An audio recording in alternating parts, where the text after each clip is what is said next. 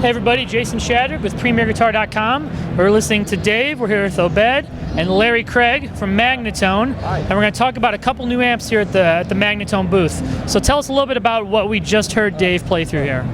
We heard the new Panoramic. I know we've talked about this one before, but it's finally out in the brown cosmetic format. It's 4 EL84 push-pulls, stereo vibrato, switchable to tremolo. It's got our classic clean front end on it, reverb.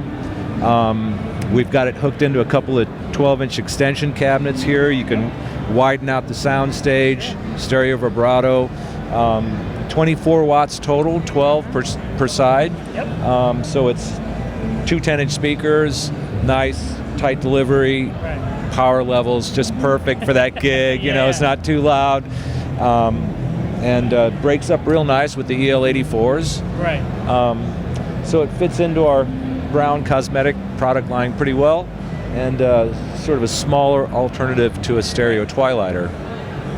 All right, Larry. So you take these on the road, these Magnatones? Yeah, Neil Young plays Magnatones, and so does Lucas Nelson, and they have a bunch of Magnatones on the road. I'm not touring with Neil anymore. 37 years is enough, thank you very much.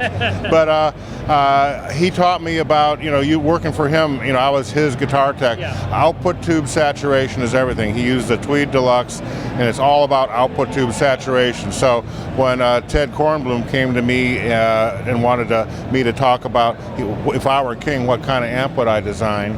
I decided that my favorite amp was a 59 Tweed Pro. So I said, I want a Tweed Pro, 212s, pitch shift vibrato and reverb.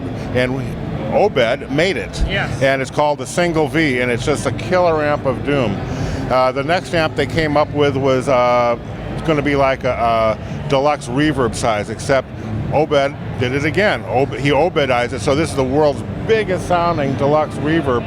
But a listen is worth 1,000 words. I had a guy come over with his deluxe reverb last Monday, and we A/B'd it against the mono Twilighter, and he walked out with a mono Twilighter. His favorite, 60s deluxe reverb just paled in comparison. It was really flat sounding. As nice as they are, when you A/B it against a mono Twilighter, the Twilighter is just so much deeper and richer and more musical. Yeah. And also now we have the stereo Twilighter, which is literally 2 mono Twilighters in a single cabinet, 2 12s, and so the pitch shift vibrato goes yeah, just like an old Magnatone 280. But that's the only thing that's like an old Magnatone 280, because Neil uses one in his rig, and I'm not a fan of the old Magnatone amplifiers. I love the pitch shift vibrato. So we started from scratch with these brown amplifiers. And the main thing about it, no master volume. Because as soon as you get a master volume, they turn it down and turn up the preamp volume. Now you got a buzzy preamp tube with a very clean power tube. And the beauty lies, in my opinion, in the output tube saturation. So you don't get that,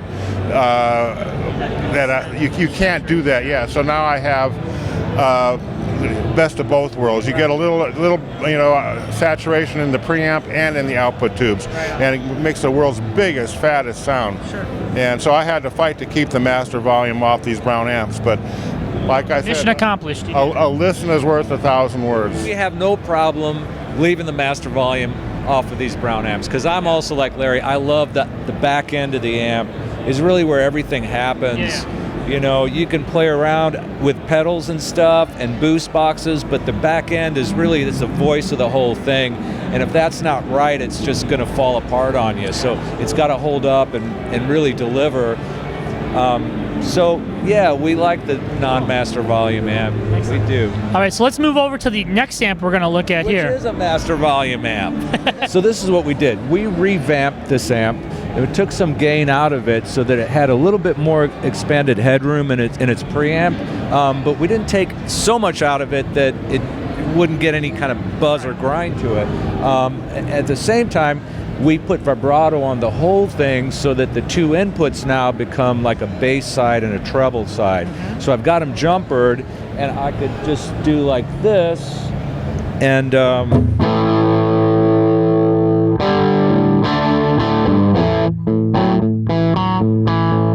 like a more warmer kind of tone, and put a little zap on it, and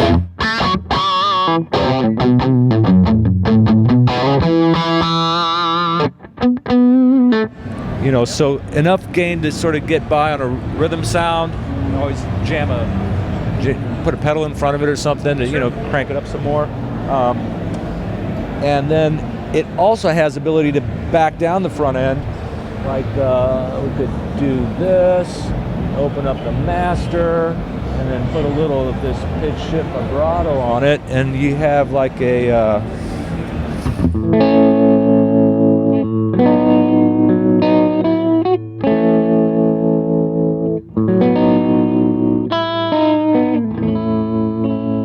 you know, like more of a British clean. Yeah. With vibrato, you know, where the Twilighter would be like an American clean.